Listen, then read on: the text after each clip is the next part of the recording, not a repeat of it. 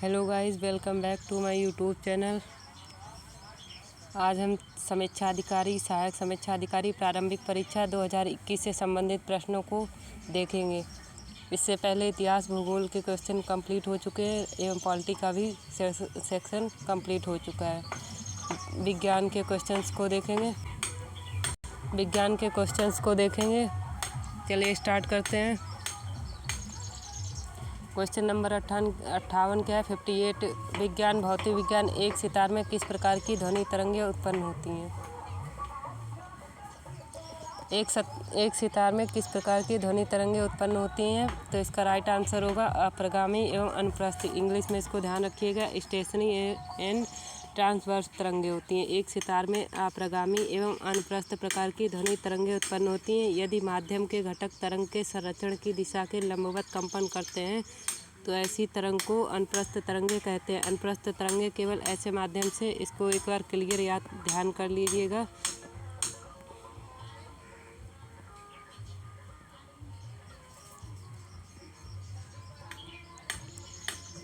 एक सितार में किस प्रकार की ध्वनि उत्पन्न होती है? अप्रगामी एवं अनुप्रस्थ तरंगें होती हैं। एक सितार में अप्रगामी एवं अनुप्रस्थ प्रकार की ध्वनि तरंगें उत्पन्न होती हैं यदि माध्यम के घटक तरंग के संचरण की दिशा के लंबवत कंपन करते हैं तो ऐसी तरंग को अनुप्रस्थ तरंग कहते हैं। अनुप्रस्थ तरंगें केवल ऐसे माध्यम से उत्पन्न की जा सकती हैं जिनमें दृढ़ता हो, अतः अनुप्रस्थ तरंगें केवल ठोस में तनावयुक्त डोरियों एवं द्रव के पृष्ठ पर उत्पन्न की जा सकती है। अगला क्वेश्चन क्या है?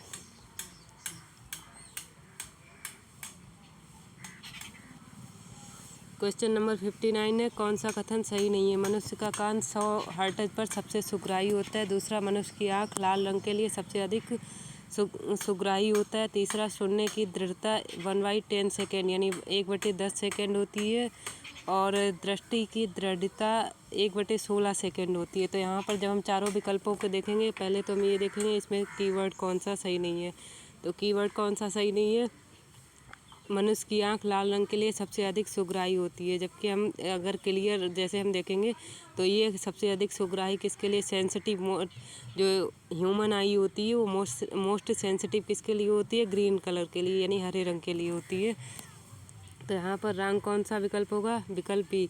मनुष्य का कान 1000 हर्ट्ज पर सबसे सुग्राही होता है। मनुष्य का कान 1000 हर्ट्ज पर सबसे सुग्राही होता है।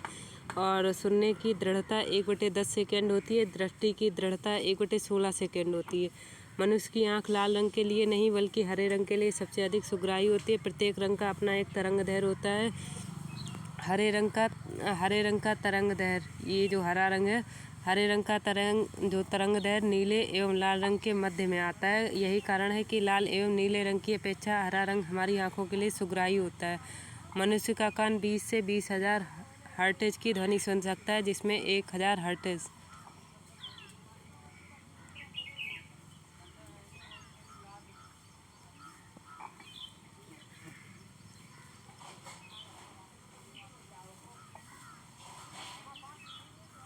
1000 हर्ट्ज की ध्वनि सबसे सुग्राही होती है। कान सुनने की दृढ़ता 1/10, यहाँ पर आपको दिख रहा है क्या है? 1/10 सेकेंड होती है। यदि इस अवधि में कोई अन्य ध्वनि आएगी तो वह पहले के साथ मिल जाएगी। दृष्टि की दृढ़ता 1/16 सेकेंड होती है। दृष्टि की दृढ़ता कितनी होती है? 1/16 सेकेंड होती है। और क्वेश्चन अगला देखते हैं। दो एक जैसे बल्ब को किस प्रकार जोड़ने पर अधिक रोशनी मिलेगी? यहाँ पर अगला क्वेश्चन क्या है कि जब हम दो एक तरह के बल्ब को जोड़ेंगे, दो एक जैसे बल्ब को किस प्रकार जोड़ने पर अधिक रोशनी मिलेगी? दोनों श्रेणी क्रम में जुड़े हैं, दोनों समांतर क्रम में जुड़े हैं। तो इसका राइट आंसर होगा केस फर्स्ट में अधिक मिलेगी या केस सेकंड में अधिक मिलेगी, या जैसे दोनों केस में हमको समान रोशनी मिलेगी, या कुछ नहीं कहा जा सकता। तो इसका राइट आंसर होगा जब उनको पैरेलल यानी समांतर क्रम में जोड़ेंगे तब हमें रोशनी अधिक मिलेगी। दो एक जैसे बल्ब को समांतर क्रम में पैरेलल जो जैसे यहाँ पर हम बात कर रहे हैं कि दो बल्ब हैं, उनको जब आपस में जोड़ रहे हैं तो जो जोड़ने का है सीरीज़ है या फिर पैरेलल जोड़ना है। तो पैरेलल जब हम जोड़ेंगे तो हमें रोशनी अधिक मिलेगी।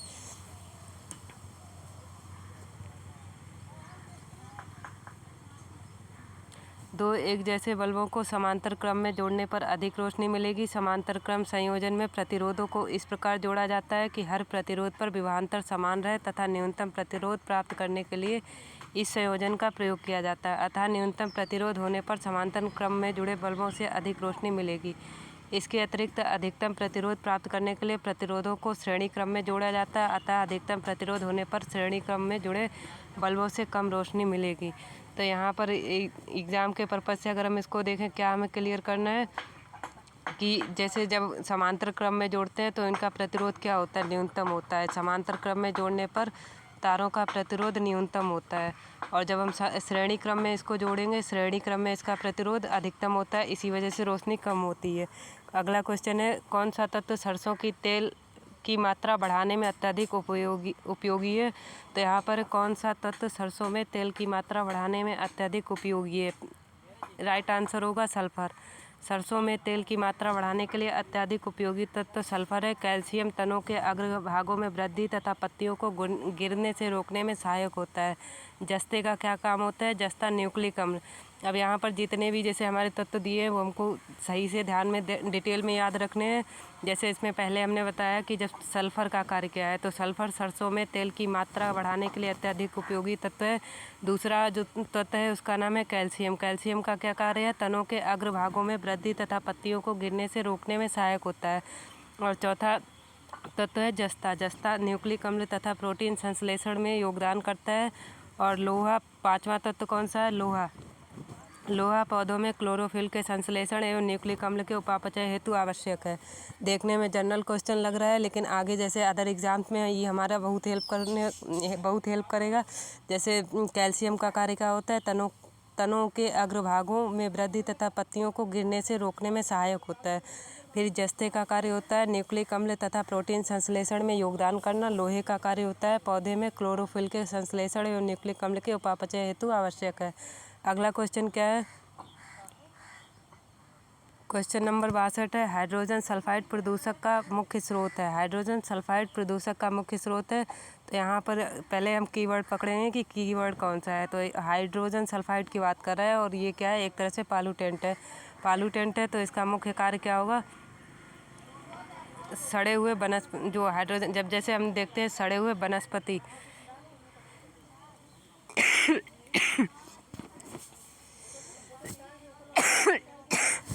सड़े हुए वनस्पति एवं पशु पदार्थ होते हैं। हाइड्रोजन सल्फाइड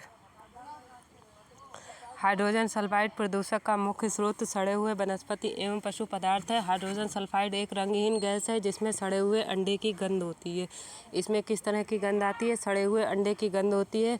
हाइड्रोजन सल्फाइड अक्सर ऑक्सीजन के अनुपस्थिति में कार्बनिक पदार्थों के माइक्रोबियल टूटने से उत्पन्न होता है, जैसे दलदलों और सीवरों में। इस प्रक्रिया की आमतौर पर अभावी पाचन के रूप में जाना जाता है, जो सल्फेट को कम करने वाले सूक्ष्मजीवों द्वारा किया जाता है। तो हाइड्रोजन सल्फाइड प्रदूषक का मुख्य स्रोत सड़े हुए वनस्पति एवं पशु पदार्थ हैं। हाइड्रोजन सल्फाइड एक रंगहीन गैस है, इसमें सड़े हुए अंडे की गंध होती है। हाइड्रोजन सल्फाइड अक्सर ऑक्सीजन की अनुपस्थिति में कार्बनिक पदार्थों के माइक्रोबियल टूटने से उत्पन्न होता है, जैसे दलदलों और सीवरों में। इस प्रक्रिया को आमतौर पर अवायवीय पाचन के रूप में जाना जाता है, जो सल्फेट को कम करने वाले सूक्ष्म जीवों के द्वारा किया जाता है। क्वेश्चन नंबर 63 क्या है, ये बायोलॉजी से संबंधित, जो जूलॉजी है उससे रिलेटेड क्वेश्चन है। जूलॉजी से 63 में क्या है, 10 दिनों से अधिक तक उपवास करने पर लीवर पर क्या प्रभाव पड़ता है। अब सारे ऑप्शन नहीं पढ़ेंगे, टाइम कम है, इसलिए इसको स्किप कर दे रहे हैं। 10 दिनों से अधिक दिन तक उपवास करने पर लीवर, यहाँ पर कह रहा है फास्टिंग जब हम करेंगे 10 डेज से मोर, तो यहाँ पर लीवर में ग्लूकोज का स्तर कम हो जाता है। 10 दिनों से अधिक दिन तक उपवास करने पर लीवर यानी यकृत में ग्लूकोज का स्तर कम हो जाता है। यकृत मानव शरीर की सबसे बड़ी ग्रंथि है। जो लीवर है वो क्या है, मानव शरीर की सबसे बड़ी ग्रंथि है। यकृत मानव शरीर की सबसे बड़ी ग्रंथि है। यह अतिरिक्त ग्लूकोज को ग्लाइकोजन में बदलकर संग्रहित करता है। ये क्वेश्चन कई बार पूछा है कि कौन सी जो शरीर का पार्ट है ग्लूकोज को ग्लाइकोजन में चेंज करता है। तो यकृत का कार्य क्या है, यहाँ पर क्लियर ध्यान कर लीजिए कि जो यकृत का कार्य है ग्लूकोज को ग्लूकोज को ग्लाइकोजन में चेंज करना। किस में चेंज कर रहा है, ग्लाइकोजन में चेंज कर रहा है। ग्लाइकोजन ग्लाइकोजन में चेंज कर रहा है और यह अतिरिक्त ग्लूकोज को ग्लाइकोजन में बदलकर संग्रहित करता है तथा उपवास या भोजन न करने के कारण ग्लूकोज की कमी होने पर ग्लाइकोजन को पुनः ग्लूकोज में परिवर्तित करता है। यकृत के निचले भाग में एक छोटी थैली के रूप में स्थित पित्ताशय से ही यकृत के द्वारा स्रावित पित्तरस संचित होता है। तो यहाँ पर छोटी थैली के रूप में पित्ताशय में ही यकृत के निचले भाग में एक छोटी थैली के रूप में स्थित पित्ताशय में ही यकृत द्वारा स्रावित पित्तरस संचित होता है। 64 क्या है क्वेश्चन, मकड़ियों द्वारा उत्पादित रेशम क्या कहलाता है? मकड़ियों के द्वारा उत्पादित रेशम क्या कहलाता है? क्वेश्चन 64 है।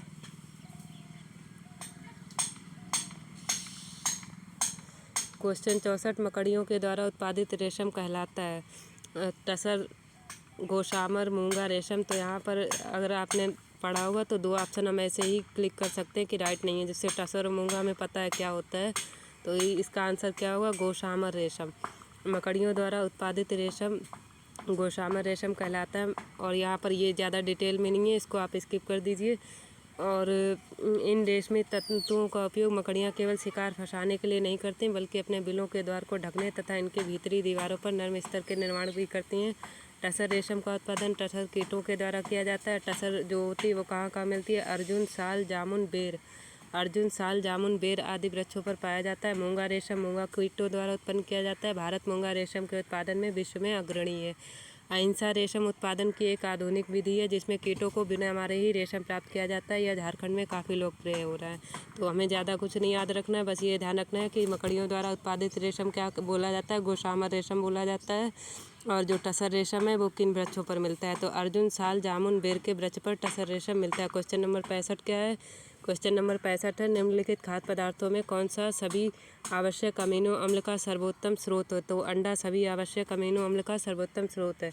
अगर नहीं समझ में आ रहा है तो आप इसको बायोलॉजी के जब हम जैसे अपने डेली फूड में यूज़ करते हैं तब जान सकते हैं कि किस में क्या चीज़ें ज़्यादा पाई जाती हैं। जैसे अंडा है तो अंडे में सभी आवश्यक अमीनो अम्ल का सर्वोत्तम स्रोत है। अमीनो अम्ल में एमाइन तथा कार्बोक्सिलिक दोनों के गुण विद्यमान होते हैं। और सोयाबीन, दाल, प्रोटीन, ये जनरल पता है कि जो प्रोटीन होता है सोयाबीन और दाल में सर्वाधिक पाया जाता है। यहाँ पर क्या ध्यान रखना है कि जो अमीनो अम्ल है इसमें एमाइन तथा कार्बोक्सिलिक दोनों के गुण पाए जाते हैं। अमीनो अम्ल में किसके गुण पाए जाते हैं? Amine and carboxyl.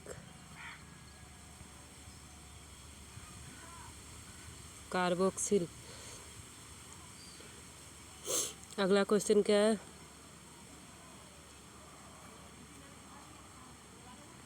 Question number 66 है, तुलसी के पौधे का औषधि महत्व निम्नलिखित की उपस्थिति के कारण है। तुलसी के पौधे का औषधि महत्व के कारण है फिनाल एवं फ्लेवोनाइड्स। फिनाल्स एवं फ्लेवोनाइड्स। तुलसी के पौधे का औषधि महत्व फिनाल एवं फ्लेवोनाइड्स की उपस्थिति के कारण है। इसका वैज्ञानिक नाम ऑस्मियम सैक्टम है। यह एक द्विबीजपत्री शाखी पौधा है। इसका उपयोग सर्दी, जुकाम, खांसी, दंत रोग, श्वास संबंधी रोगों के लिए बहुत लाभदायक माना जाता है। क्वेश्चन नंबर 67 क्या है?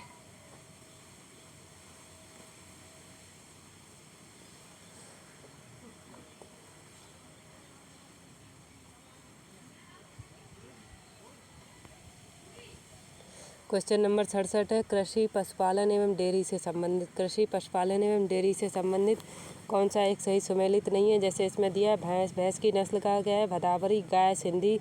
बकरी, जमुनापारी। भेड़, थारपारकर। तो यहाँ पर जैसे विकल्प डी की बात कर रहे हैं तो विकल्प डी सही नहीं है, जबकि उत्तर प्रदेश लोक सेवा आयोग ने इसमें राइट आंसर विकल्प ए को सही माना है। जैसे यहाँ पर भैंस है, भैंस की नस्ल कौन सी है? भदावरी है। गाय की सिंधी। बकरी जमुनापारी। भेड़ थारपारकर। तो प्रश्नगत पशु तथा उनकी नस्लों में विकल्प डी सुमेलित नहीं है। हालांकि उत्तर प्रदेश लोक सेवा आयोग ने अपने उत्तर में विकल्प ए सही माना है। भारत में पाई जाने वाली पशुओं की नस्ल निम्नलिखित है। यहाँ पर यह शार्ट नोट्स में आपको इसको यूज़ कर सकते हैं, जैसे क्योंकि अदर्स जैसे कहीं और से हम लेते हैं तो हमें ढेर सारी नस्लें याद करनी पड़ती हैं, लेकिन ये लिमिटेड और इम्पोर्टेंट नस्लें दी गई हैं तो यहाँ से याद करेंगे हमें ज़्यादा हेल्प रहेगी। जैसे भैंस है, भैंस की नस्लें मुर्रा, भदावरी, जाफराबादी, मेहसाना, तराई, सूरत, नागपुरी। एक बार इसको फिर रिवाइज़ कर लीजिए। भैंस की नस्ल कौन सी है? मुर्रा, भदावरी, जाफराबादी, मेहसाना, तराई, सूरत, नागपुरी। दूसरा, गाय की नस्ल कौन सी है? गाय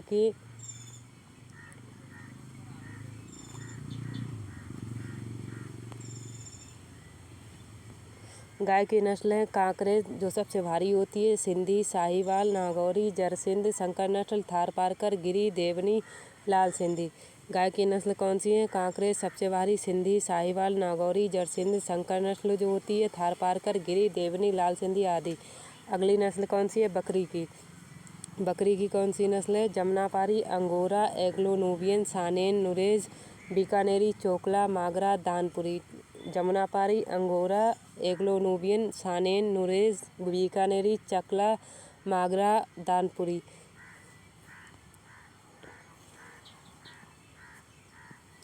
भेड़ की कौन सी नस्ल है? लोही। लोही क्या करती है? सर्वाधिक दूध देती है। कच्छी, कूका, गुरेज, नुरेज, बीकानेरी, चोकला, मागरा, दानपुरी।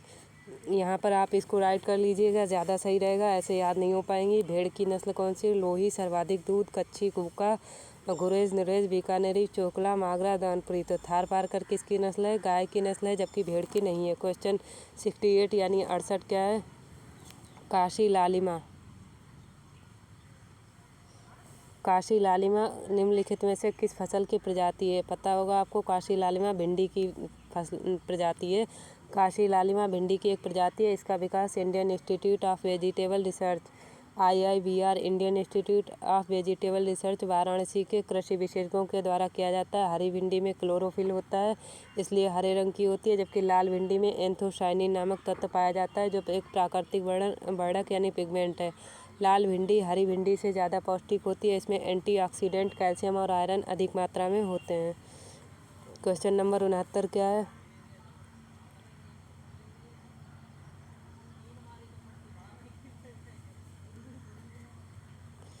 69 क्या है? पौधों में गुटी लगाने का। गुटी की बात कर रहा है। द प्रैक्टिस ऑफ गुटी in plant is used for purpose of. तो पौधे में गुटी लगाने का कार्य किस उद्देश्य की पूर्ति हेतु किया जाता है?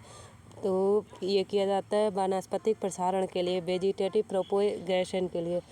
पौधों में गुटी लगाने का कार्य वानस्पतिक प्रसारण हेतु किया जाता है। यह कलम विधि का ही प्रकार है। कलम विधि का प्रयोग पौधों में अलैंगिक वानस्पतिक जनन के लिए किया जाता है। इस विधि से कलम तैयार करने के लिए शुरुआत में शाखा को पौधे से अलग करने की ज़रूरत नहीं होती है, बल्कि कलम तैयार करने के बाद शाखा को काटा जाता है। तो यहाँ पर गुटी की बात हो रही है। पौधों में गुटी लगाने का कार्य किस उद्देश्य की पूर्ति हेतु किया जाता है?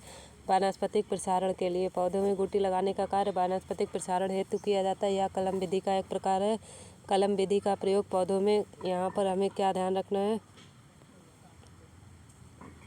अलैंगिक वानस्पतिक जनन, अलैंगिक वानस्पतिक जनन के लिए किया जाता है। इस विधि से कलम तैयार करने के लिए शुरुआत में शाखा को पौधे से अलग करने की ज़रूरत नहीं होती, बल्कि कलम तैयार करने के बाद तैयार होने के बाद शाखा को काटा जाता है। क्वेश्चन नंबर 70 क्या है?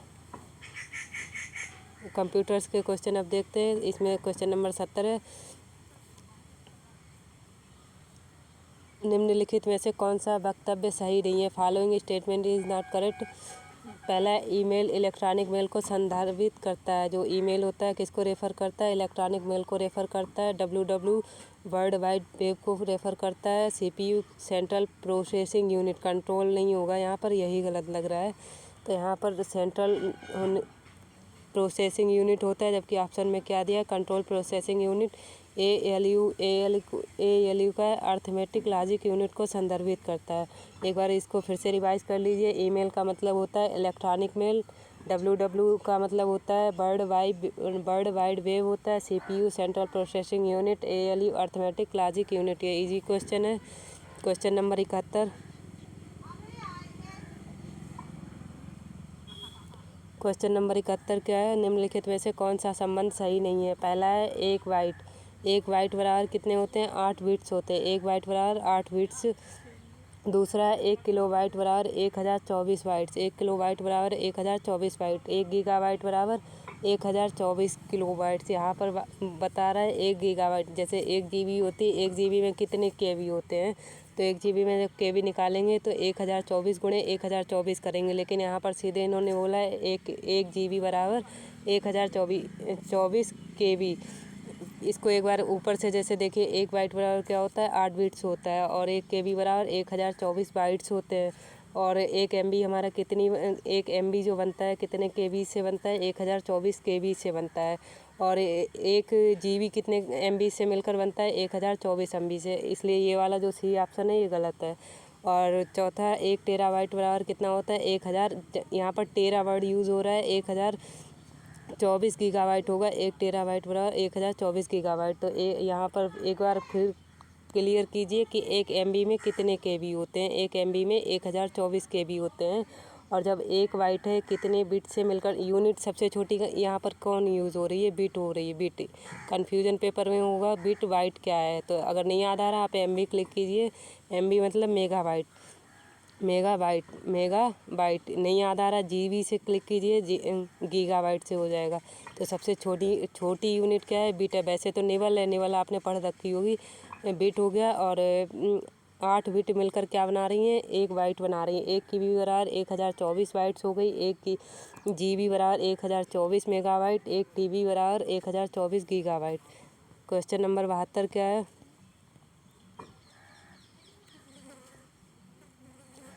अगला क्वेश्चन है, द मोनोक्लाइमेक्स एकल चरम सिद्धांत का प्रतिपादन किसने किया था।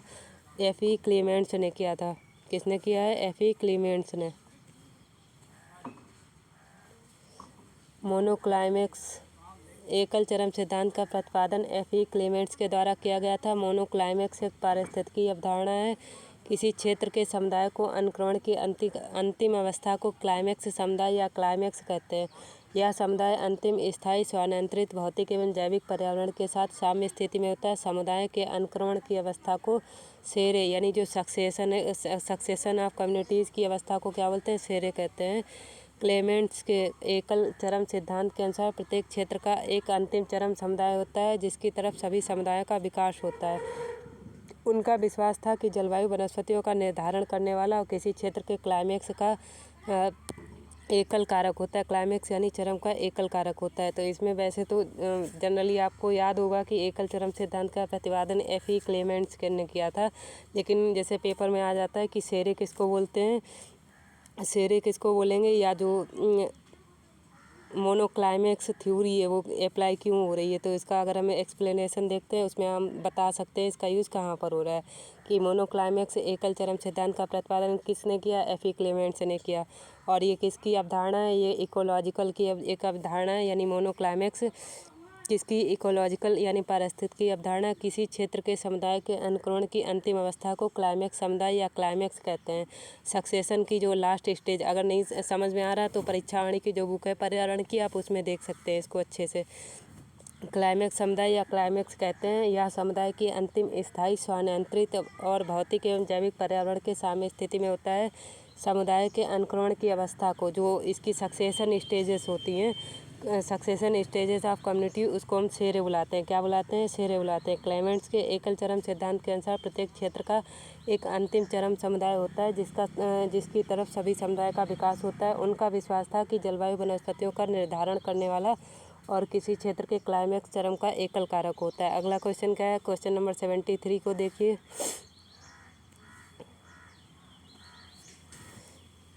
क्वेश्चन नंबर 73, तो भारतवर्ष में अधिनियमों के नाम और वर्ष क्या हैं। भारतवर्ष में अधिनियमों के नाम और वर्ष: वन संरक्षण एक्ट 1980, पर्यावरण संरक्षण अधिनियम 1986, वायु प्रदूषण निवारण एवं नियंत्रण अधिनियम 1981, जल प्रदूषण नियंत्रण अधिनियम 1974। तो यहाँ पर अगर हम मिलाएंगे सभी एक साथ, जैसे वन संरक्षण अधिनियम कब आया था, आपको अगर याद होगा 1980 में आया था। यहाँ का इसका जो ऑप्शन सही होगा डी, 1 2 3 4। वन संरक्षण अधिनियम कब है, 1980 में है। पर्यावरण संरक्षण अधिनियम 1986 में है। वायु प्रदूषण निवारण एवं नियंत्रण अधिनियम 1981 में है। जल प्रदूषण नियंत्रण अधिनियम 1974 में है। ये जनरल क्वेश्चन है, इसको एक बार रीडिंग कर लेंगे जब भी याद हो जाएगा।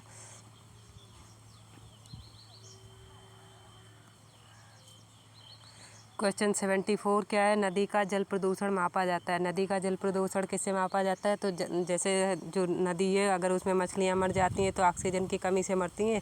इससे हम याद कर सकते हैं कि नदी में जो जल का प्रदूषण किससे मापा जाता है, जल में घुली ऑक्सीजन की मात्रा से मापा जाता है।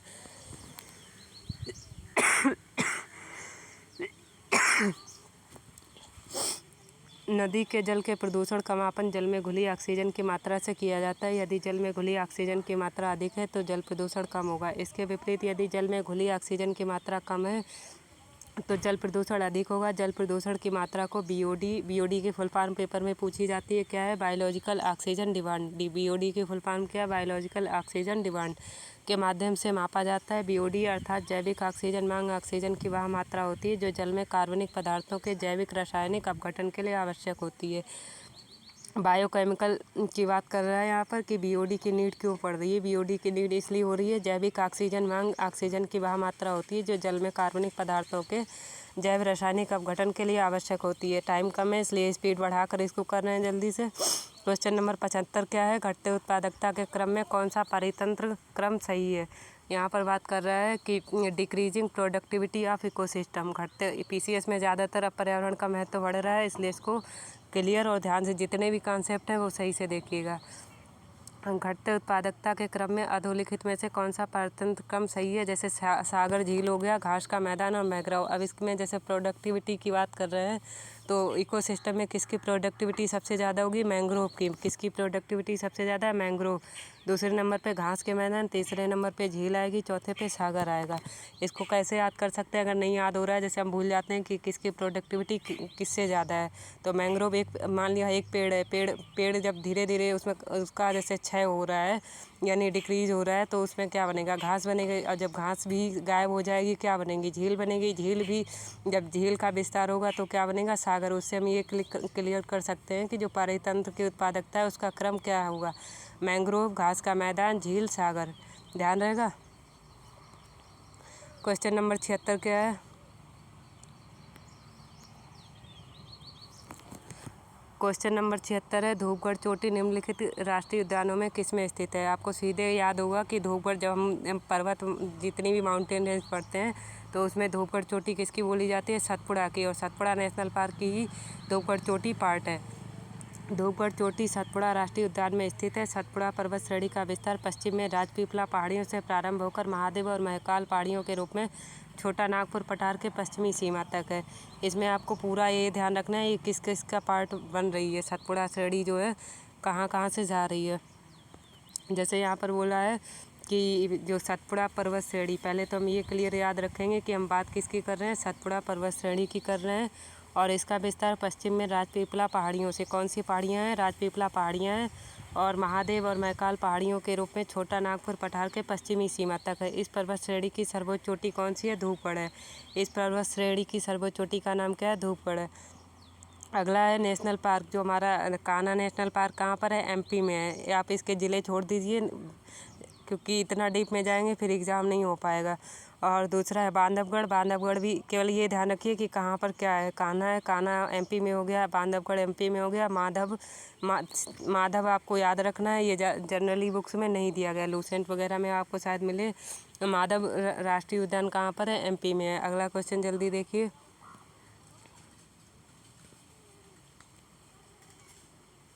क्वेश्चन नंबर 77 क्या है? भारत वन स्थिति रिपोर्ट 2019 के अनुसार किस राज्य में जनजातीय जिलों की संख्या सबसे अधिक है? क्वेश्चन नंबर जो 77 है क्या पूछ रहा है कि भारत के किस राज्य में जनजातीय जिलों की संख्या सबसे अधिक है?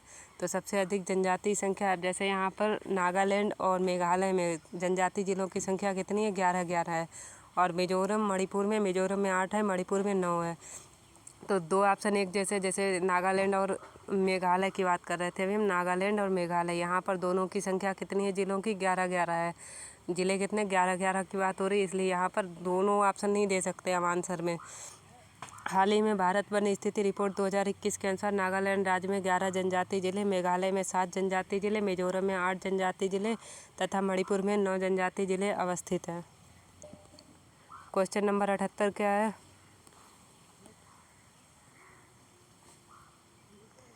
क्वेश्चन नंबर 78, भारत में किसे एक जैव विविधता हॉटस्पॉट माना जाता है? क्वेश्चन नंबर 78 है, भारत में किसे एक जैव विविधता हॉटस्पॉट माना जाता है? तो अरावली पहाड़ियाँ, पश्चिमी घाट। इसमें आपको पता होगा कि पश्चिमी घाट को जैव विविधता यानी बायोडाइवर्सिटी का हॉटस्पॉट बोला जाता है। ये मेंस के पर्पज़ से भी ध्यान रखिएगा। यूपी पीसीएस के मेंस में जैव विविधता वाला अगर टॉपिक आता है तो यहाँ से थोड़े कीवर्ड्स उठा सकते हैं। पश्चिमी घाट को भारत में जैव विविधता हॉट स्पॉट माना जाता है। जैव विविधता और स्थानिक जातियों की उपलब्धता से परिपूर्ण कुछ ऐसे क्षेत्र हैं जो पारिस्थितिक दृष्टि से उच्च उत्पादक होते हैं, जैव विविधता हॉट स्पॉट कहलाते हैं। सर्वप्रथम 1988 में किस साइंटिस्ट का नाम दिया है? Norman Myers. क्या नाम है? Norman Myers. इनका नाम पूछा गया है कि जैव विविधता हॉट स्पॉट किसने, जो जैव विविधता हॉट स्पॉट शब्द है उसका प्रयोग किसने किया था? नॉर्मन मायर्स ने किया था। भारत में जैव विविधता हॉट स्पॉट के कितने क्षेत्र हैं? 4 क्षेत्र है। एक पश्चिमी घाट है, दूसरा इंडो बर्मा क्षेत्र है, तीसरा हिमालय क्षेत्र है और चौथा सुंडालैंड क्षेत्र है। चौथा कौन सा है? सुंडालैंड क्षेत्र। चारों ध्यान रखिएगा कि भारत में कौन कौन से जैव विविधता के हॉट स्पॉट क्षेत्र है। पहले तो ये ध्यान रखना है कि वर्ड किसने यूज किया, तो नॉर्मन मायर्स ने यूज किया। जैव विविधता हॉट स्पॉट बोलते किसको है? जैव विविधता और स्थानिक जातियों की उपलब्धता से परिपूर्ण कुछ ऐसे क्षेत्र होते हैं जो पारिस्थितिक दृष्टि से उच्च उत्पादक होते हैं, जैव विविधता हॉट स्पॉट कहलाते हैं। सर्वप्रथम 1988 में नॉर्मन मायर्स ने। और भारत में 4 क्षेत्र कौन से हैं? पश्चिमी घाट है, इंडो बर्मा क्षेत्र है, हिमालय क्षेत्र, सुंडालैंड जो निकोबार द्वीप समूह को भी शामिल करता है। अब आते हैं यूपी स्पेशल पर।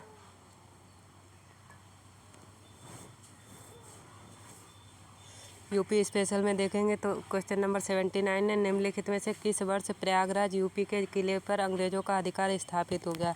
ये जनरल क्वेश्चन नहीं है, सभी मतलब अगर देखा जाए तो एक जनरल स्टूडेंट इसके आंसर नहीं दे पाएगा कि जो प्रयागराज के किले पर अंग्रेज़ों का अधिकार कब स्थापित हो गया था। तो इसका राइट आंसर होगा 1797 में। वर्ष 1797 में प्रयागराज के किले पर अंग्रेज़ों का अधिकार स्थापित हुआ शुजाउद्दौला के पश्चात। किसका नाम लिया जा रहा है? कौन सा शासक है? शुजाउद्दौला।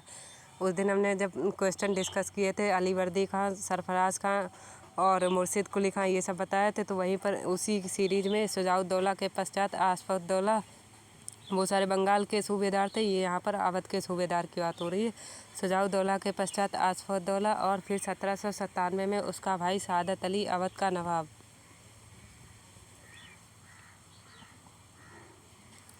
वर्ष 1797 में प्रयागराज के किले पर अंग्रेज़ों का अधिकार स्थापित हुआ शुजाउद्दौला के पश्चात आसफउद्दौला और फिर 1797 में उसका भाई सआदत अली अवध का नवाब बना।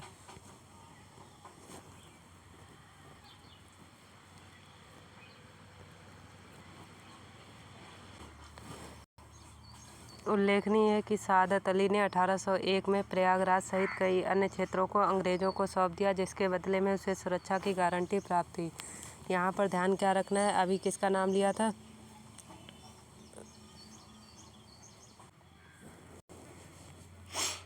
क्वेश्चन नंबर 81 क्या है? जादिन जन्म भयो का धरती धसी अढ़ाई हाथ। जादिन जन्म भयो का धरती धसी अढ़ाई हाथ उपयुक्त या उक्ति लोकोक्ति का संबंध उत्तर प्रदेश की किस ऐतिहासिक विभूति से है? तो ये है आला से। किससे है? आला से।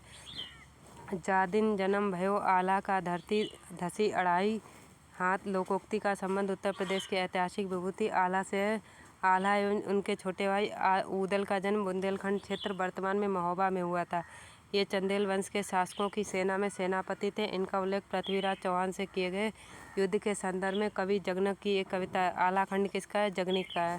पृथ्वीराज ने बुंदेलखंड को जीतने के लिए 11वीं सदी में चंदेलों की राजधानी महोबा पर आक्रमण किया था। उस समय चंदेल राजा परमरदेव एवं आला और ऊदल उनके मंत्री थे। परमरदेव, आला और ऊदल क्या थे? उनके मंत्री थे। क्वेश्चन नंबर 82 क्या है? मैप आप इसमें टास्क में रखिएगा, मैप का कार्य आप खुद से देखेंगे आज। क्वेश्चन नंबर 82, निम्नलिखित में से कौन सी नदी उत्तर प्रदेश राज्य से प्रवाहित नहीं होती है? तो सोन नदी, हिंडन नदी, गंडक नदी, शारदा नदी। इसमें से आपको अगर आपने पढ़ा होगा गाजियाबाद किस नदी के किनारे है? हिंडन नदी। सोन नदी, गंडक नदी, शारदा नदी। तो यहाँ पर राइट आंसर क्या होगा? सोन नदी।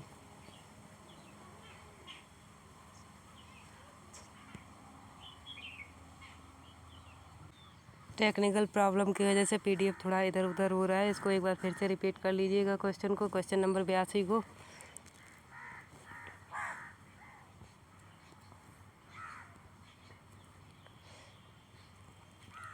क्वेश्चन नंबर 82 क्या है? निम्नलिखित में से कौन सी नदी उत्तर प्रदेश राज्य से प्रवाहित नहीं होती है?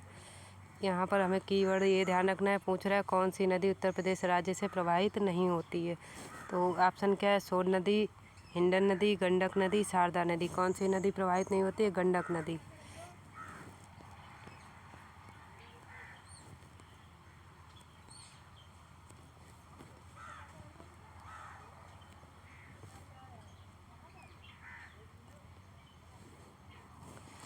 गंडक नदी का उद्गम नेपाल हिमालय से होता है, जहाँ इसे शालिग्रामी या सालग्रामी या मैदानी भागों में इसे नारायणी या सप्तगंडकी कहते हैं। तो गंडक नदी का उद्गम कहाँ से होता है? नेपाल हिमालय से होता है। क्वेश्चन क्या था? उत्तर प्रदेश में कौन सी नदी नहीं बहती है? तो उत्तर प्रदेश में सोन भी बहती है, गंडक, नारायणी, हिंडन। गंडक नदी का उद्गम नेपाल हिमालय से होता है, जहाँ इसे शालिग्रामी या सालग्रामी और मैदानी भागों में इसको किस नाम से जानते हैं? नारायणी और सप्तगंडकी कहते हैं। यह नदी उत्तर प्रदेश, महाराजगंज और कुशीनगर जिले तथा बिहार राज्य की सीमा बनाती हुई पटना के पास गंगा में मिल जाती है। सोन नदी एमपी में अमरकंटक से निकलकर यूपी के सोनभद्र और मिर्ज़ापुर जिलों से प्रवाहित होकर पटना बिहार में मिल जाती है, गंगा में मिल जाती है। हिंडन नदी सहारनपुर जनपद में कालूवाला खोल नामक शिवालिक की पहाड़ियों से निकलकर मुजफ्फरनगर, इसमें कौन कौन से ज़िले आ रहे हैं? मुजफ्फरनगर, शामली, गाज़ियाबाद होते हुए गौतम बुद्ध नगर जनपद में यमुना में मिल जाती है। शारदा नदी को ही काली या महाकाली नदी कहा जाता है। यह नदी उत्तराखंड राज्य के पिथौरागढ़ से निकलकर उत्तराखंड व नेपाल की सीमा निर्धारित करती हुई उत्तर प्रदेश में प्रवाहित होकर बहराम घाट की बाराबंकी के निकट कर्णाली तथा घाघरा नदी में मिल जाती है। इसको एक बार रिवाइज कर लीजिएगा कि कौन सी नदी कहाँ से निकल रही है और किसकी सहायक है। गंडक नदी का उद्गम कहाँ से हो रहा है? नेपाल हिमालय से हो रहा है। गंडक नदी का उद्गम कहाँ से होता है? नेपाल हिमालय से, जहाँ इसे शालिग्रामी या सालग्रामी और मैदानी भागों में नारायणी और सप्तगंडकी कहते हैं। यह नदी उत्तर प्रदेश, महाराजगंज और कुशीनगर जिले तथा बिहार राज्य की सीमा बनाती हुई पटना के पास गंगा नदी में मिल जाती है। सोन नदी एमपी में अमरकंटक से निकलकर यूपी के सोनभद्र और मिर्ज़ापुर जिलों से प्रवाहित होकर पटना बिहार में गंगा में मिल जाती है। हिंडन नदी सहारनपुर जनपद में कालूवाला खोल नामक शिवालिक की पहाड़ियों से निकलकर मुजफ्फरनगर, शामली, गाज़ियाबाद होते हुए गौतम बुद्ध नगर जनपद में यमुना में मिल जाती है।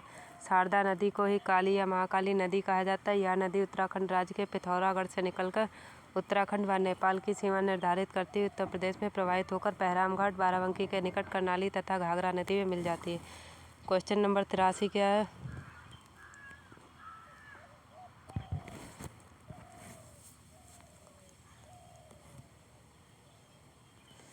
क्वेश्चन नंबर 83 है, उत्तर प्रदेश के लिए निम्नलिखित कथनों में से कौन सा कथन सही है? भारत में गन्ने उत्पाद का सबसे बड़ा हब है।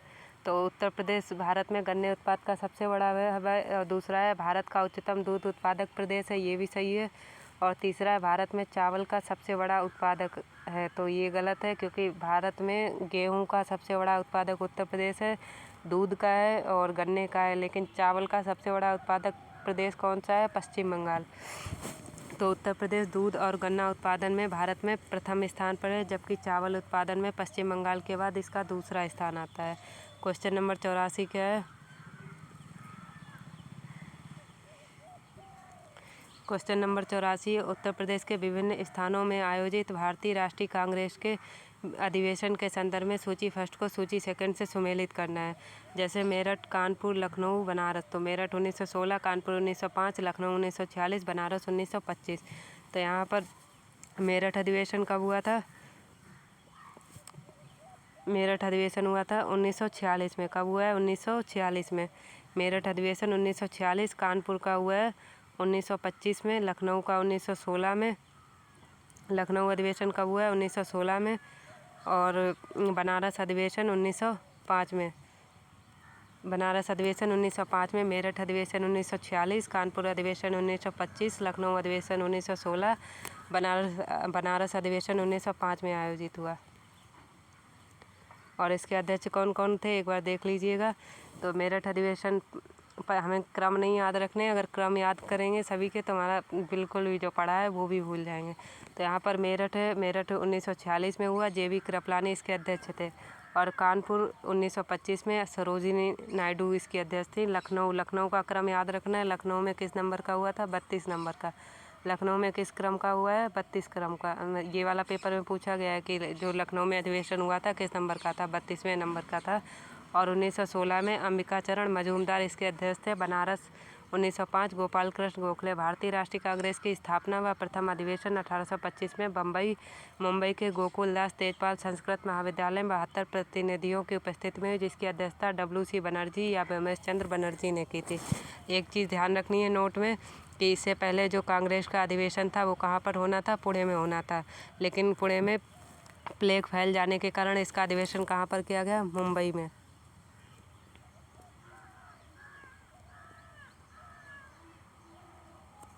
Question number 85।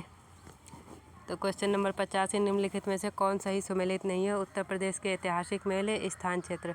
तो उत्तर प्रदेश के ऐतिहासिक मेले में हम देखेंगे जल विहार का मेला बुंदेलखंड, बटेश्वर मेला पश्चिमांचल, बलदेव छठ का मेला पूर्वांचल, शुक्रताल का मेला मुजफ्फरनगर। क्या पूछा है, कौन सा सुमेलित नहीं है। तो इसमें बलदेव छठ का मेला सुमेलित नहीं है। ये कहाँ पर होता है, फरीदाबाद हरियाणा में। जल विहार का मेला ध्यान रखिएगा। बुंदेलखंड, इसको ऐसे याद कर सकते हैं, बुंदेलखंड में क्या पड़ता है, सूखा पड़ता है, तो वहाँ पर जल की कमी है, वहाँ पर कौन सा मेला होगा, जल विहार का मेला। बुंदेलखंड में कौन सा मेला है, जल विहार का मेला। बुंदेलखंड में जल विहार का मेला। बटेश्वर का मेला आपने पढ़ रखा होगा, आगरा में होता है। बटेश्वर का मेला कहाँ पर होता है, आगरा में, और ये पश्चिमांचल एरिया में, वेस्टर्न रीजन में आता है। शुक्रताल अगर याद होगा, मुजफ्फरनगर में। तो अभी बताया था बलदेव छठ का मेला कहाँ पर होता है, फरीदाबाद हरियाणा में। Question number 86। क्वेश्चन नंबर 86 है, कौन निम्नलिखित में उत्तर प्रदेश का कौन सा जनपद नेपाल के साथ सीमा साझा नहीं करता है। तो इसके लिए पहले हम मैप देख लेंगे, तब इसको क्लियर करेंगे कि उत्तर प्रदेश का कौन सा जनपद नेपाल के साथ सीमा साझा नहीं करता है। एक बार मैप देख लीजिए। ये उत्तर प्रदेश का मैप है। इसमें देखिए कौन कौन से ज़िले नेपाल को टच कर रहे हैं। ये देखिए मैप, ये नेपाल है, और इसमें उत्तर प्रदेश के कौन कौन से ज़िले नेपाल को टच कर रहे हैं। पहला देखिए पीलीभीत टच कर रहा है, लखीमपुर खीरी, बहराइच, श्रावस्ती, बलरामपुर, सिद्धार्थनगर, महाराजगंज। कितने ज़िले टच कर रहे हैं, 1 2 3 4 5 6 7 ज़िले क्या कर रहे हैं, नेपाल के बॉर्डर को टच कर रहे हैं। फिर से रिपीट कर लीजिए मैप में कि कौन कौन से। पहले नंबर पे पीलीभीत देखिए, फिर लखीमपुर खीरी टच कर रहा है, बहराइच, श्रावस्ती, बलरामपुर, सिद्धार्थनगर, महाराजगंज। ये सारे ज़िले किसको टच कर रहे हैं, नेपाल को टच कर रहे हैं।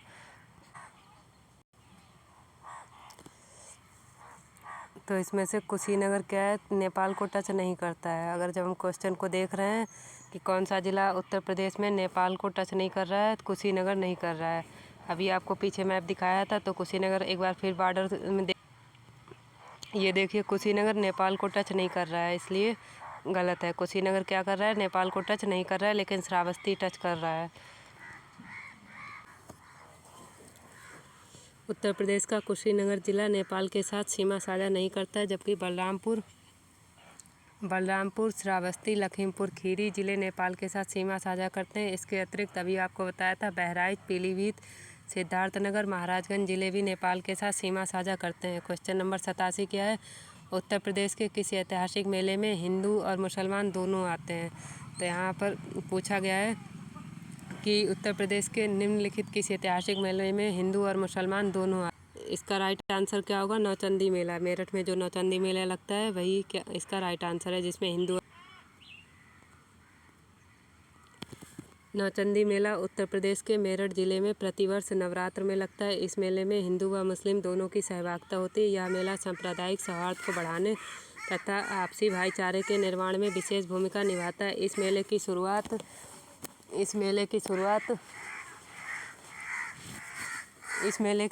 सन 1672 से मानी जाती है।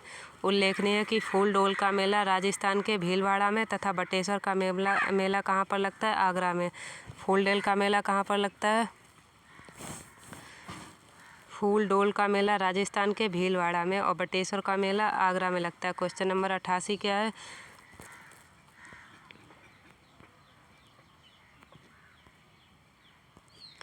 क्वेश्चन नंबर 88, उत्तर प्रदेश की कुल जनसंख्या में कार्यबल का प्रतिशत कितना है। तो उत्तर प्रदेश की कुल जनसंख्या में कार्यबल का प्रतिशत है 23.7%। क्वेश्चन नंबर 89 क्या है,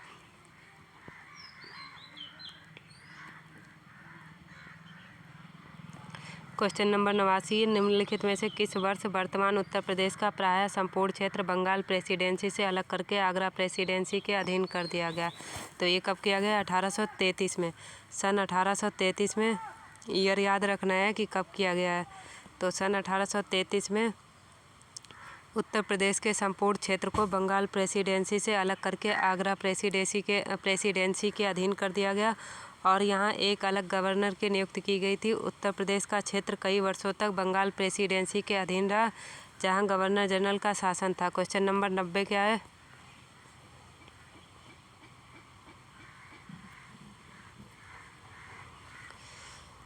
निम्न राज्यों में कौन ट्यूबवेल सिंचाई के क्षेत्र में सर्वोच्च है? तो अगर आपने पढ़ा होगा यूपी स्पेशल कि यूपी में सर्वाधिक सिंचाई किससे होती है? ट्यूबवेल या नलकूप से होती है। तो उत्तर प्रदेश राज्य में ट्यूबवेल नलकूप से सर्वाधिक सिंचाई की जाती है और 2017-18 के अनुसार यहाँ कुल शुद्ध सिंचाई में 74.9% सिंचाई नलकूप के द्वारा की जाती है। नहर द्वारा 15.2% की जाती है। कुएँ के द्वारा सिंचाई होती है 8.7%। तालाब, झील, पोखर के द्वारा सिंचाई होती है 0.5%। इसको एक बार फिर से रिपीट कर लीजिए कि नलकूप के द्वारा उत्तर प्रदेश में कितनी सिंचाई होती है? 74.9% होती है। और नहर के द्वारा कितनी सिंचाई करता है यूपी? 15.2%। कुएँ के द्वारा होती है 8.7%। तालाब, झील, पोखर के द्वारा सिंचाई होती है 0.5%। क्वेश्चन नंबर 91, पूर्व मध्यकालीन शहर और वर्तमान अवस्थिति उसमें पूछा है, इसमें कौन सा सुमेलित नहीं है? कौन सा सुमेलित नहीं है? क्वेश्चन नंबर 91, इसमें पूछा है पूर्व मध्यकालीन उत्तर प्रदेश के शहर उनकी वर्तमान स्थिति में से कौन सा सही सुमेलित नहीं है?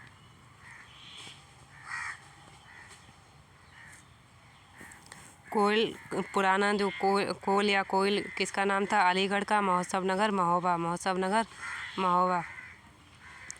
महोदय श्री किसको बुलाते थे? कन्नौज को बुलाते थे। जेजाग भुक्ति अगर आपने पढ़ा होगा, जेजाग भुक्ति किसका नाम था? बुंदेलखंड का नाम था।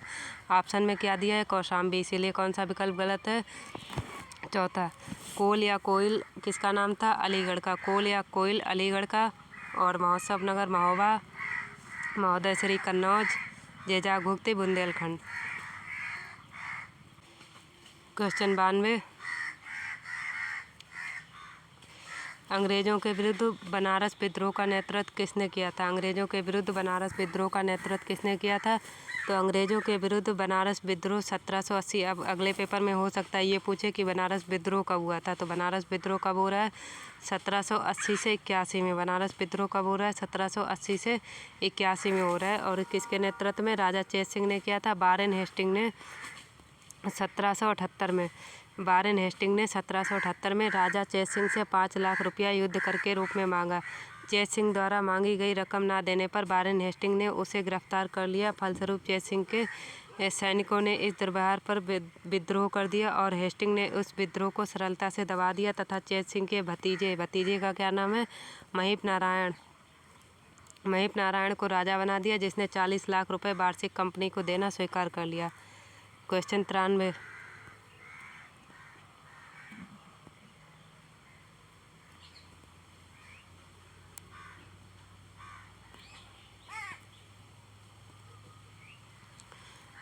93, कानपुर उत्तर प्रदेश स्थित भीतरगांव मंदिर के संदर्भ में निम्नलिखित कथनों में से कौन सा कथन सही है? तो पहला कथन है, इस मंदिर का निर्माण 5वीं सदी से ईस्वी से 6वीं सदी के मध्य हुआ। दूसरा है, यह ईंटों से निर्मित या भारत के प्राचीनतम मंदिरों में से एक है। तो ये इसके दोनों कथन सही हैं, इसलिए कौन सा आंसर सही होगा? सी। इसको देख लीजिए कि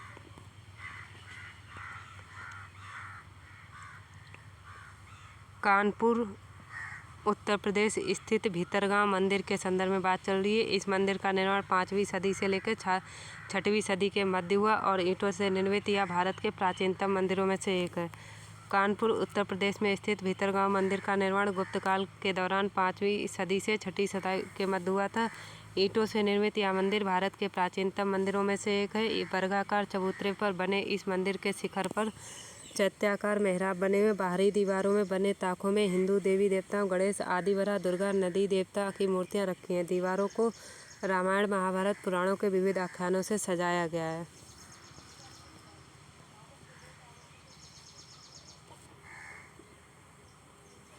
क्वेश्चन 94 क्या है? ब्लैक पॉटरी के geographical indication tag, GI tag की बात कर रहा है। ब्लैक पॉटरी के geographical indication tag Uttar Pradesh में किस स्थान से संबंधित है? तो ये संबंधित है निजामाबाद। निजामाबाद किससे संबंधित है? निजामाबाद से।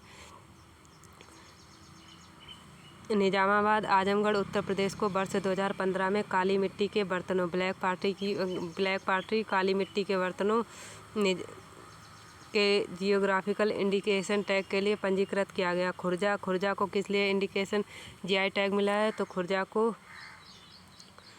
खुर्जा पॉटरी को हैंडीक्राफ्ट के रूप में जीआई टैग प्राप्त है। यह मान्यता उस उत्पाद को 10 वर्ष तक के लिए निर्धारित होता है। अंतर्राष्ट्रीय स्तर पर जीआई टैग का विनिमय WTO यानी विश्व व्यापार संगठन के बौद्धिक संपदा अधिकारों के व्यापार संबंधी पहलुओं, जिसको हम ट्रिप्स बुलाते हैं। पेपर में कभी कभी ट्रिप्स की फुल फॉर्म पूछी जाती है कि ट्रिप्स क्या है। तो ट्रिप्स है trade related aspects of intellectual property rights. T मतलब ट्रेड, आर मतलब रिलेटेड, ए इसमें दिया नहीं है, साइलेंट है। ए एस्पेक्ट्स ऑफ, आई मतलब इंटेलेक्चुअल, पी मतलब प्रॉपर्टी, यस मतलब राइट्स में जुड़ा है।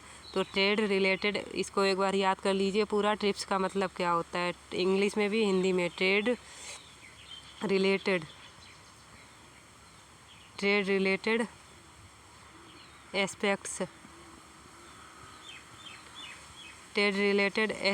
Of intellectual property rights.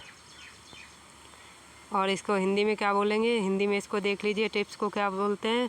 तो ये बौद्धिक संपदा अधिकारों के व्यापार संबंधी पहलू, बौद्धिक संपदा अधिकार के व्यापार संबंधी पहलू यानी ट्रिप्स पर समझौते के तहत किया जाता है। क्वेश्चन नंबर 95,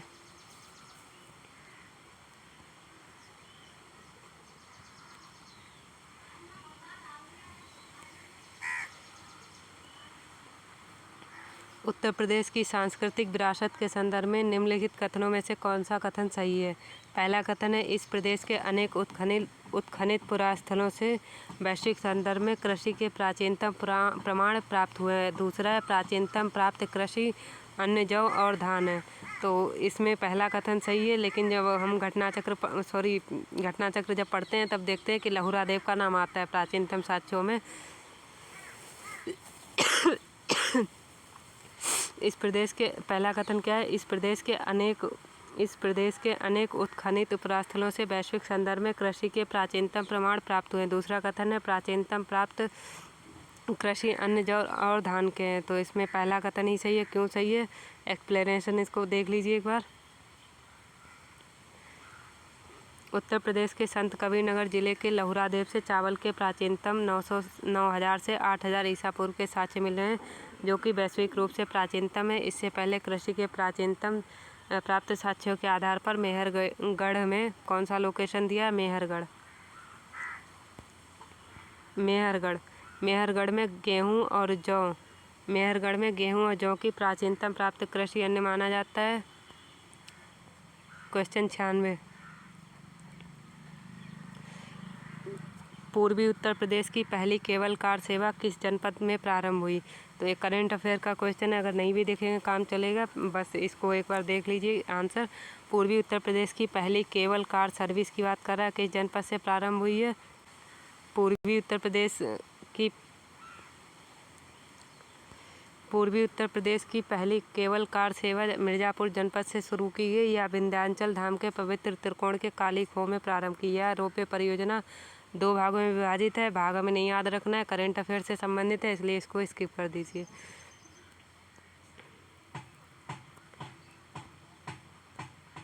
क्वेश्चन नंबर 97 क्या है? सूची फर्स्ट को सूची सेकंड से सुमेलित कीजिए एवं नीचे दिए गए कोड का प्रयोग करके सही उत्तर का चयन कीजिए। लोकगीत यानी फोल सॉन्ग और ओकेशन ऑफ सिंगिंग गायन का अवसर। चैती संस्कार गीत, कजरी ब्रज का गीत, रसिया विवाह एवं मौसमी गीत, सोहर मौसमी गीत। तो यहाँ पर आपने अगर पढ़े होंगे तो चैती किस तरह का गीत है? चैती मौसमी गीत है। चैती कैसा गीत है? ये बिल्कुल याद नहीं रहते हैं, आपको याद रखना है कि चैती किस तरह का गीत है। मौसमी गीत है। चैती मौसमी गीत है, मौसमी गीत।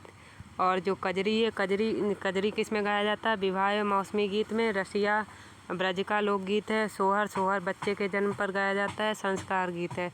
क्वेश्चन 98 जो रीजनिंग से संबंधित है। क्वेश्चन 98 तर्क शक्ति परीक्षण, रीजनिंग एनालिसिस हो रहा है इसमें। Arrange the following words according to dictionary and find the word that comes on just second place in dictionary. यहाँ पर ये पूछ रहा है कि शब्दकोश के अनुसार उसको व्यवस्थित कीजिए और उस शब्दकोश को ज्ञात कीजिए जो शब्दकोश में ठीक दूसरे स्थान पर आएगा। इसका सबसे बढ़िया फंडा ये है, आपको नहीं आ रहा है ऐसे करिए, इसमें कॉमन वर्ड सीधे काट दीजिए। जैसे इसमें CO को दोनों चारों ऑप्शन में हमको कॉमन मिल रहा है। को हम काट दे रहे हैं पहले, को सी हमने हर जगह से कट कर दिया है। फिर आता है ओ को भी हर जगह से कट कर रहे हैं। अब हमारे पास ये है कि किस दूसरे नंबर पर हमें देखना कौन आ रहा है। एन भी कॉमन मिल रहा है हमें 2 जगह पर, एन को हम हटा दे रहे हैं। इसके बाद आप देखिए सी को भी कट कर दीजिए। इसके बाद ई और कॉन्क्लू एल आ रहा है, तो इसमें कंक्लूजन ठीक दूसरे स्थान पर आएगा। पहले नंबर पे कौन आएगा? कॉन्सनट्रेट आएगा। पहले नंबर पे कौन सा वर्ड आएगा? कॉन्सनट्रेट। तो ऐसे हम ये क्लियर कर सकते हैं, क्योंकि सोचने में टाइम वेस्ट होगा और हम अरेंजमेंट नहीं कर पाएंगे। तो यहाँ पर कॉन्सनट्रेट पहले नंबर पे, दूसरे नंबर पे कंक्लूजन, तीसरे नंबर पे कॉन्फिडेंट आएगा, चौथे नंबर पर काउंट वर्ड आएगा। तो यहाँ पर दूसरे नंबर पे पूछा गया है, कंक्लूजन राइट आंसर होगा।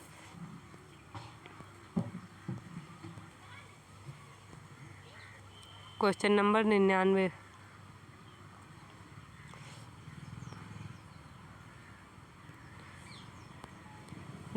क्या है? विद्युत जिस प्रकार तार से संबंधित है उसी प्रकार पानी संबंधित है। तो पानी किससे, जैसे जो लाइट है वो किससे आती है? तार से आती है।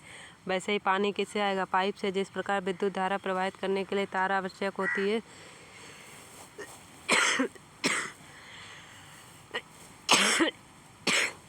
उसी प्रकार पानी प्रवाहित करने के लिए पाइप की आवश्यकता होती है। क्वेश्चन नंबर 100 जो लास्ट है, फिर इसके बाद कल जो बचे हैं 40 क्वेश्चन वो देखेंगे और पूरा एक पेपर समाप्त हो जाएगा।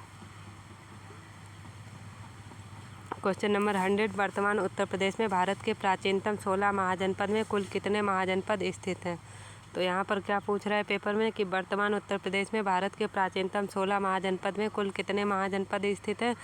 कुल 8 महाजनपद हैं। कितने स्थित हैं? 8 महाजनपद स्थित हैं।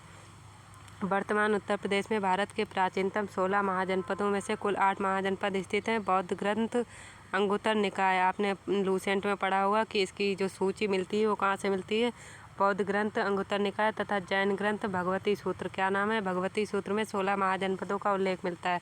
अब यूपी में कौन कौन से महाजनपद स्थित हैं? जैसे काशी का प्रेजेंट टाइम में क्या नाम है? वाराणसी तथा सीमावर्ती क्षेत्र। कौशल वर्तमान अवध का क्षेत्र फैजाबाद मंडल, यानी जो अयोध्या बोला जा रहा है। और मल्ल वर्तमान पूर्वी उत्तर प्रदेश का देवरिया जिला। चेदी आधुनिक बुंदेलखंड तथा सीमावर्ती क्षेत्र। वत्स आधुनिक इलाहाबाद, प्रयागराज तथा बांदा जिला। कुरु मेरठ दिल्ली तथा थानेश्वर के भूभाग को बोलते हैं।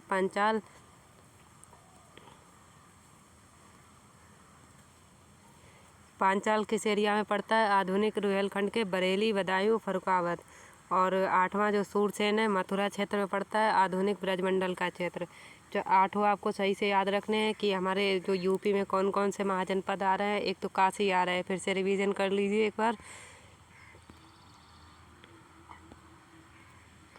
काशी वर्तमान वाराणसी तथा सीमावर्ती क्षेत्र। दूसरा कौशल वर्तमान अवध का क्षेत्र फैजाबाद मंडल। तीसरा मल्ल वर्तमान पूर्वी उत्तर प्रदेश का देवरिया जिला।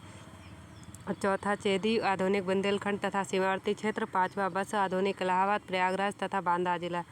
और वह छठा है कुरु का एरिया कहाँ पर है? मेरठ दिल्ली थानेश्वर के भूभाग। पांचाल में आधुनिक रेलखंड के बरेली मैप में आपको ये जब बरेली क्लिक हो तो आप उसको पंचाल से क्लिक कर सकते हैं। बरेली, बदायूं, फर्रुखाबाद। 8वां है सूरसेन मथुरा आधुनिक ब्रजमंडल का क्षेत्र। Thanks so much for watching. Next video जो बच्चे हैं 40 क्वेश्चन कल अपलोड करेंगे। Thanks so much.